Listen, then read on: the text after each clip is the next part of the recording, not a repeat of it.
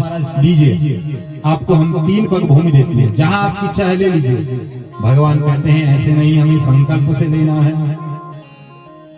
अब जैसे ही संकल्प करने लगे तो उनके जो गुरु हैं शुक्राचार्य जी महाराज, उनको शंका हो गई ये कौन है। तो कहा अरे राजन भैया आप किसको संकल्प कर रहे हैं, ये कौन है। तो कहा गुरुदेव कौन है।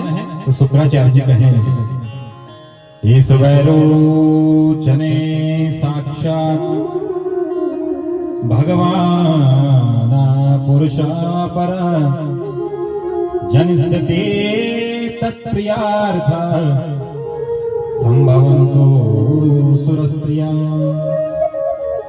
महाराज देवताओं के कार्य की सिद्धि के लिए ये आपके दरबार में आया, इसलिए आप सतर्क रहिए, ये आपको लूट लेगा। कहा कि महाराज अगर ये साक्षात भगवान है तो मुझ बलि का सौभाग्य है, और अगर ये साधारण ब्राह्मण देवता है तो 3 पग भूमि लेकर के चले जाएंगे। बात नहीं मानी, संकल्प होने लगा। तो जिस पात्र से संकल्प का जल निकाला जा रहा था शुक्राचार्य जी उसके अंदर जाकर के बैठ गए। जब जल ही नहीं आएगा तो संकल्प कहां से होगा। भगवान समझ गए, भगवान ने तुरंत अपने कुशासन से एक सीख निकाली, कहा कि महाराज इसमें जंग लग गया, पानी नहीं आ रहा। और सीख जैसे लगाई तो शुक्राचार्य की एक आंख नमो नमः, एक आंख ही चले गई। शुक्राचार्य जी मन ही मन सोचने लगे महाराज किसका देना किसका लेना, और व्यर्थ में आंख गवा दिया। संकल्प किया तो संकल्प कर दे ही भगवान का वामन जो रूप था वो विशाल भगवान का विराट रूप भगवान ने अपना दिखा दिया। बोल विराट भगवान की, भक्तवत्सल भगवान की। तो महाराज भगवान ने विराट रूप दिखाया। एक चरण से भगवान ने अतल वितल सुतल तरातल महातल रसातल और पाताल 7 लोग नीचे के नापे। दूसरे चरण से भगवान ने भू भू स्वः महा जन तप सत्य 7 लोग ऊपर के नापे। और भगवान का अंगुष्ठ धारा वहां ब्रह्मांड पर टकराया, वहां से सुंदर एक चिन्मय जल की धारा निकली और ध्रुव लोक से होते हुए ब्रह्मा जी के कमंडलों से होते हुए इस धराधाम पर आए। उसके 4 विभाग हुए, अलकनंदा, चक्षु भद्रा और सीता। जिसमें अलकनंदा नाम की जो गंगा है, जो धारा है, वह भगीरथ की तपस्या से इस धराधाम पर गया। बोलो गंगे मैया। अब तीसरा पांव बच गया। महाराज तीसरा पांव कहाँ रखें। तो राजा बलि कहते हैं कि महाराज ये बताइए दान बड़ा होता है या दानी। तो भगवान कहते हैं भैया दान से बड़ा दानी बड़ा होता है, जो देने वाला है। कहा महाराज तीसरा चरण जो है हमारे मस्तक पर रख लीजिए। भगवान ने तीसरा चरण राजा बलि के मस्तक पर रखा, और इस प्रकार से जो 3 चरण का संकल्प था आज वो पूर्ण हो गया। श्री प्रहलाद जी महाराज बलि और विरोचन जी महाराज प्रकट हो गए। कहा महाराज भगवान ने तो हमें गोद में ही बिठाया था, लेकिन आपके तो उन्होंने मस्तक पर ही अपने चरणों को रख लिया है। प्रसन्न हो गया। कहा कि आप क्या चाहते हैं। कहा कि महाराज मैं चाहता हूं कि हमेशा आपकी दिव्य ये जो मूर्ति है, सूरती है, इसको मैं निरंतर निहारता रहा। भगवान ने कहा ठीक है हम तुम्हारे द्वारपाल बनते हैं। भगवान द्वारपाल बन गए। और जब द्वारपाल बने, नारद जी ने लक्ष्मी जी को बताया कि भैया आपके पतिदेव की नौकरी लग गई। बोला कहां। बोला वह राजा बलि के द्वारपाल बने। तो क्या किया जाए। माता लक्ष्मी रुदन करते हुए, नाटक करते हुए चली गई। अर्ध मार्ग में उनको बलि जी महाराज मिले। तो बलि जी जब महाराज मिले तो कहा बताओ देवी आपके रुदन का क्या कारण है। कहा कि महाराज मेरा कोई भाई नहीं है। अच्छा आपका कोई भाई नहीं, तो हम आज से आपके भाई बनते हैं। तो उन्होंने तुरंत उनके हाथ पर एक रक्षा का बंधन बांध दिया, हम आपकी रक्षा करेंगे। तो जब से राजा बलि ने माता लक्ष्मी के हाथों में वह बंधन बांधा था, तब से ही रक्षा बंधन का पर्व मनाया जाने लगा। हर भाई अपनी बहन की रक्षा की कामना करता है। तो महाराज जैसे बंधन को बांधा, बलि कहते हैं कि बहन बताओ क्या चाहिए आपको। तो माता लक्ष्मी जी ने कहा कि महाराज जो आपके द्वारपाल हैं वो बड़े सुंदर लगते हैं हमें, आप उनको हमें अर्पण कर दो। राजा बलि समझ गए, तो उन्होंने तुरंत लक्ष्मी और नारायण को उनके पास भेज दिया।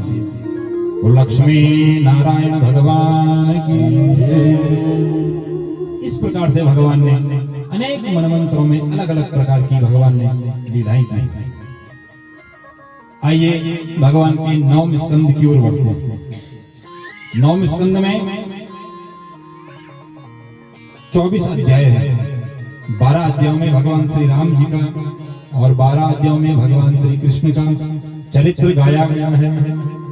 तो भैया राम और कृष्ण में क्या अंतर है, तो बताते हैं। राम कृष्ण दो एक हैं, अंतर नहीं निमेष, इनके नयन गंभीर हैं, उनके चपल विशेष। भगवान श्री राम मर्यादा के पालक हैं, वो मर्यादा में रख करके प्रत्येक कार्य करते हैं। और भगवान कृष्ण वो लीला पुरुषोत्तम है, अनेक प्रकार की लीलाएं करते हैं। तो इस प्रकार से सूर्यवंश में भगवान श्री रामचंद्र जी का जन्म हुआ। भगवान के दिव्य नाभि कमल से ब्रह्मा जी का प्राकट्य हुआ। ब्रह्मा जी के मरीचि कश्यप विवस्वान सूर्यदेव उनकी श्रद्धा नाम की पत्नी से जब कोई संतान नहीं हुई, तो महाराज अनेक ब्राह्मणों के द्वारा यज्ञ अनुष्ठान किया गया, तब उनको संतान की प्राप्ति हुई। तो जब संतान की प्राप्ति हुई थी महाराज, रानी चाहती है कि हमारी बेटा हो, लेकिन राजा चाहते हैं कि हमारी कन्या हो।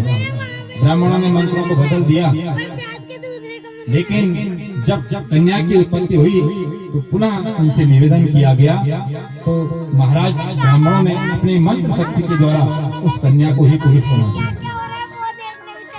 इनके वंश में आगे चलकर के श्री अम्बरीश महाराज भगवान की हर पल सेवा किया करते थे, और इतनी सेवा करते थे कि भगवान ने अपना सुदर्शन चक्र 24 घंटे इनकी सेवा में उपस्थित कर दिया। सवै मना कृष्ण पदारविंदयो वचांसि वैकुंठ गुणानुवर्धने, करो हरे मंदिर मार्जना दिशो, श्रुतिं चकारा जुत्सत्कथोदये। महाराज एक बार ये एकादशी का व्रत किया करते थे। एकादशी आई, भगवान का व्रत करने लगे, और जब भी भगवान का व्रत करते, भगवान का भोजन करते, तो पहले भगवान को अर्पण किया करते थे, भोग लगाते थे, स्वयं चक्की में आटा पीसा करते थे, स्वयं बनाते थे और भगवान को भोग लगाते थे। तो एक दिन एकादशी आई, सुंदर भगवान का व्रत किया, और जैसे ही पारायण करने लगे तो महाराज दुर्वासा ऋषि इनके घर में आ गया। दुर्वासा जी को कहा महाराज आप भी भोजन करिए। तो दुर्वासा ऋषि कहते हैं कि महाराज अभी हमारा संध्या वंदन का समय है, वो नदी के तट चले जाए। अधिक समय होने लगा, द्वादशी तिथि आने लगी, क्या किया जाए। तो ब्राह्मणों से पूछा, ब्राह्मणों ने कहा महाराज आप इस व्रत को चरणामृत पी करके तोड़ दीजिए। जैसे महाराज महात्मा को पता लगा, क्रोध आया और उन्होंने अपने सर की एक जटा पटकी, एक कृत्या पैदा हो गई। वह कृत्या दौड़े दौड़े श्री अम्बरीश जी महाराज के पीछे जैसे जाने लगी, तो भगवान के सुदर्शन चक्र ने उस कृत्या को भस्म कर दिया। अब जो भगवान का दिव्य सुदर्शन चक्र है, वो से दुर्वासा ऋषि जी के पीछे पीछे जाने लगा। घबरा गए महाराज, ब्रह्मा जी के पास में गए।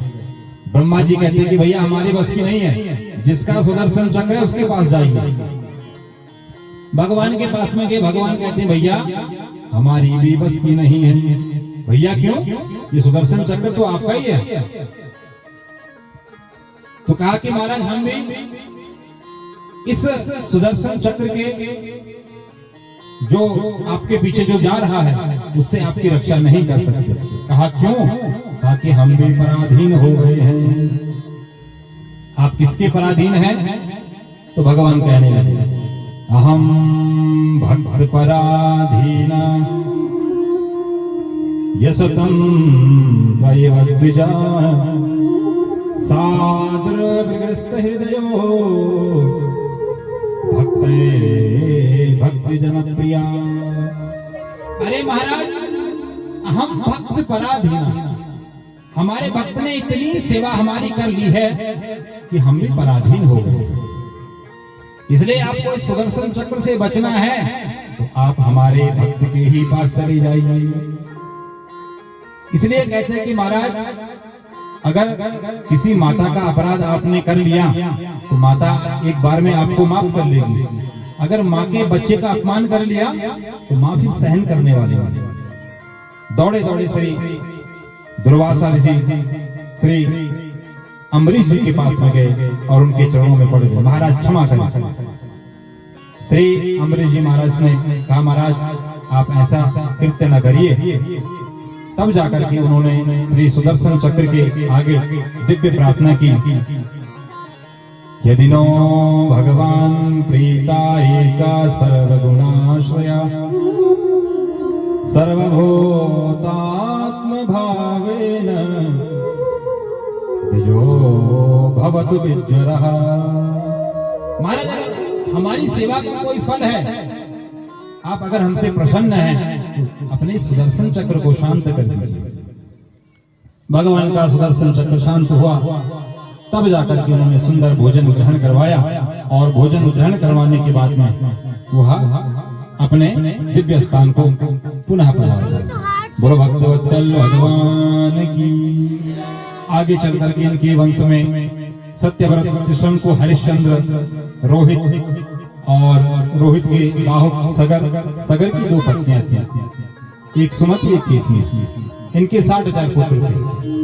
महाराज अश्वमेध यज्ञ कर रहे थे, तो जैसे ही 100 यज्ञ होने लगे तो इंद्र को पता लगा कि महाराज 100 यज्ञ होने वाले हैं, तो कहीं यज्ञों के बाद में ये हमारा इंद्रासन न छीन ले। तो इन्होंने क्या किया, यज्ञ के जितने घोड़े थे उस घोड़े को बांध करके कपिल मुनि के आश्रम में बांध आए। महाराज कपिल मुनि के आश्रम में बांध आए तो जो राजा सगर हैं उन्होंने अपने 60,000 पुत्रों को भेजा, जाओ घोड़े को पूछ करके लाओ। और जैसे ही कपिल मुनि के आश्रम में गए, महात्मा को वह कहने लगे कि अरे महात्मा, एक और चोरी करके लाते हो और यहाँ नेत्र बंद करके बैठे हो। जैसे ही नेत्रों को खोला 60,000 पुत्र भस्म हो गए। कैसा कल्याण हो? कहा कि गंगा को प्रकट करिए, उनकी आराधना करिए, तब जाकर के आपके समस्त जो कुल है, वंश है, उसका उद्धार होगा। तब जाकर के उन्होंने सुंदर, उनके वंश में भगीरथ हुए, जिन्होंने भगवान की सुंदर भक्ति की और भक्ति करने के बाद उन्होंने जब वह गंगा जी का जो जल उन समस्त राग पर तक पहुंचा तो आज समस्त जितने भी उनके भाई थे उनका उद्धार हो गया। बोलो गंगे मैया। तो आइए एक बार हम भी गंगा जी का स्मरण करते हैं।